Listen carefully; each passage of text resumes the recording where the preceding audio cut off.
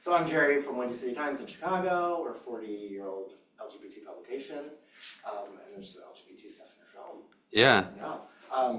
So talk about just getting into documentaries in the first place. How did that happen, just like in a nutshell? Yeah, my brother is like 5 years older than me, and he went away to college, and he came back. He had like taken a bunch of film courses at University of Chicago, actually. And he came back and was like, "Watch these documentaries," and I was like, 14 or 15, and he was showing me like Grey Gardens and a bunch of Michael Moore's films, and I was like, "Whoa," like it just sort of opened up this world. And it became what I wanted to do. I went to University of Southern California and just started getting into this stuff. Yeah. What about you've had some great projects before. Thank you. What did you learn from those that really helped you with this one? I think one of the things that we tried to do with this project, it's sort of like a ripped from the headlines story, especially locally, it was big news there. But when you get into a story like that, digging deeper, seeing sort of like what the fuller story is really important. And it ended up taking the story in like sort of, we went in different directions than we expected. We started learning about other people who are victims of the surveillance. And then I didn't understand what was happening in the current day, in ways in which, people aren't being surveilled by their, student-issued laptop webcams anymore, but they are being surveilled, and it's sort of morphed into this whole different thing that's like, in many ways, more scary because I don't think we see what's happening, and that like AI is gobbling up just like so much data from us all the time, and how that's used is like really not in the control of the people who are being surveilled. So that just really expands your documentary from just what it was to how it relates to today and everything. Yeah. Where's Marky Mark? Like what? I want to. He is filming his next project. I heard he's in Paris. How is it working with him? He's amazing. He is like a champion of documentary films. I've now worked on several projects with Unrealistic Ideas, and they've just been like an amazing partner in terms of, I think one of the things we try to do at Unrealistic is create documentaries that are really accessible to like the larger audience, even people who are like, I don't normally watch documentaries. And this one is like both harrowing and I think really fun to watch. And that sort of balance, right, is I think important, because you want a lot of people to be able to learn about this stuff, right? And finding ways that something can like tonally balance between tragic and, absurd and fun and poppy. Right. So some of the characters, right, that they're interesting projects, or like, subjects to like kind of follow. And then how did you decide, like, was there some stuff on the cutting room floor that you're like, Yeah, I mean, look, we do hours and hours and hours of interviews. And so you have to decide sort of like how to best represent the experience that you had in that interview, right? And so someone like our main character, Blake Robbins, like that was an interesting interview process. He's a really unique person. And I wanted to give a sense of like what it was like to be in that room. And so, sort of, I think there's something I try to do in a lot of my projects, showing things that are just, also showing other pieces like, oh, here's the moment that happened, right after we stopped interviewing, or here's the moment, in one of the scenes, he asks Siri for sort of like a prompt, and we showed that as well. Because like that's part of what the experience was. And sort of deciding how to do that in a way that's faithful to what actually happened is, sort of the process, right? Yeah. So, like with the Martha Stewart documentary, she didn't sign off on some of the stuff, right? Apparently, did some of those subjects like can you not put that in there, or do you hear that from people? You know what? This is like, I think, one of the major battles going on in documentary film is like, how much control should subjects have over it? And it's really hard if you have like a major celebrity that, how do you make something that's honest and doesn't turn into like a fluff piece about that person? And I think it's something people are dealing with all the time. And for me, it is really important to have a certain separation. But then that puts so much on me to really do right by that person, be honest, but also like coming from like a place of like extreme empathy. And I think that's, I would say the story sort of evolves. And I really hope that by the end of this, you're just like really, really feeling for all of our subjects, but especially Blake. Yeah, I liked how you showed, there was empathy from the general public before, and then it turned, and like that happens so much.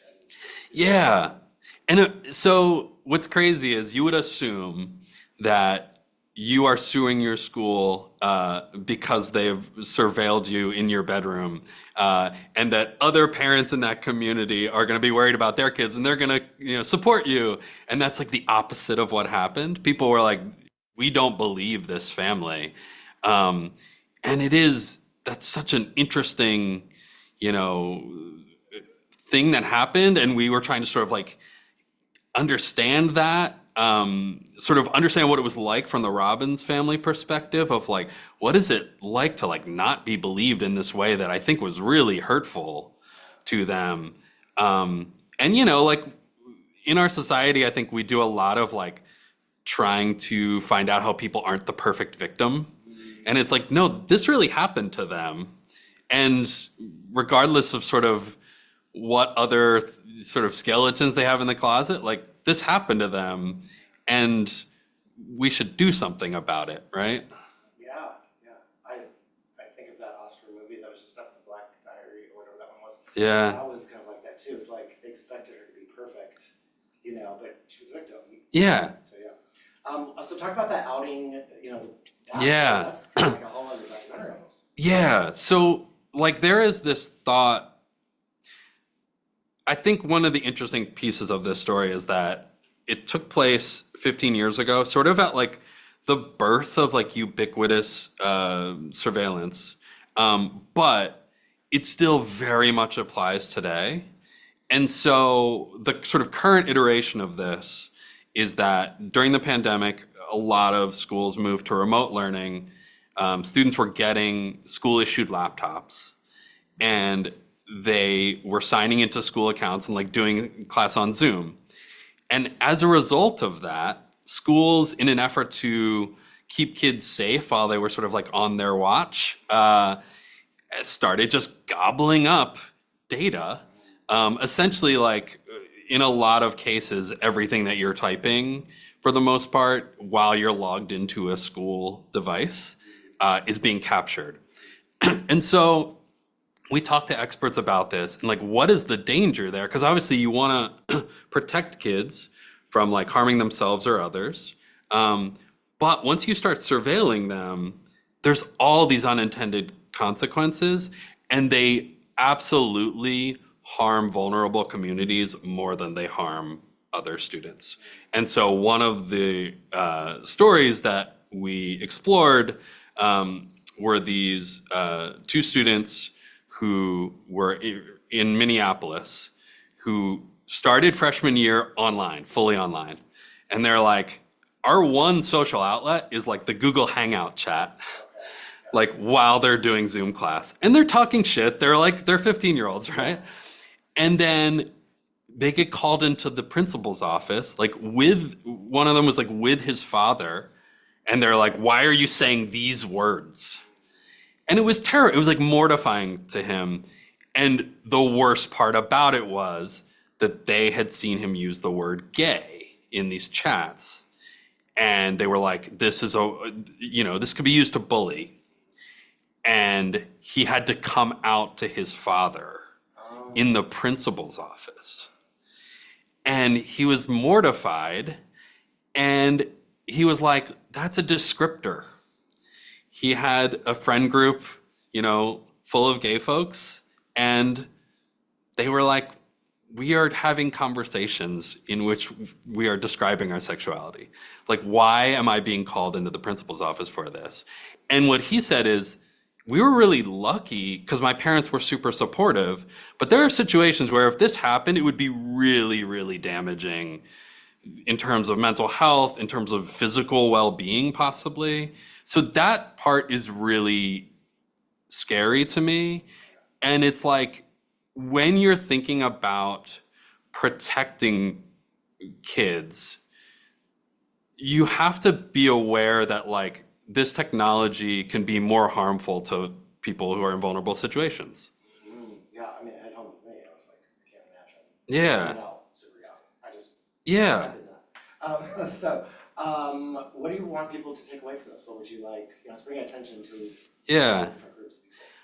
I just really hope it starts conversations. I've thought a lot about the idea that teenagers may sit down with their parents and watch this together. And I think like both of those generations can really enjoy this. I think it's a fun documentary to watch while also being like really poignant and getting a conversation started about, the balance between privacy and treating you want your kids to grow into full adults, and you have to start giving them the rights that an adult should have, while also protecting them.